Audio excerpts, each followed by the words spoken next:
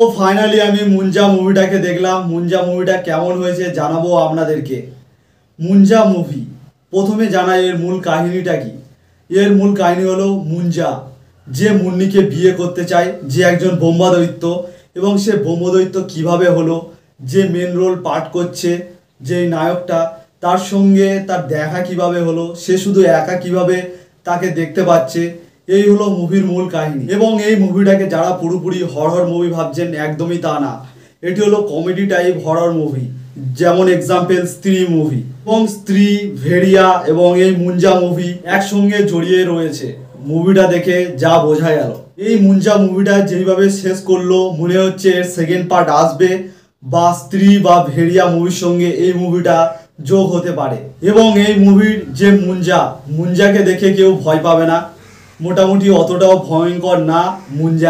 মুঞ্জাকে দেখে মানে এনজয় করবে লোক। মুভির মধ্যে যে ছেলেটা মেন পার্ট করেছে একদম অসাধারণ অ্যাক্টিং করেছে। বাকি সবারও অ্যাক্টিং ঠিকঠাকই রয়েছে। মুভিটা আমার ভালোই লেগেছে এবং রেটিং হিসাবে 10-এর মধ্যে 7 দিলাম। তো আজকের ভিডিওটা এখানেই শেষ করলাম। ভিডিওটা ভালো লাগলে অবশ্যই একটা লাইক করে দেবেন, আর এরকম মুভি সম্পর্কে জানতে হলে আমার চ্যানেলটাকে সাবস্ক্রাইব করে রাখবেন।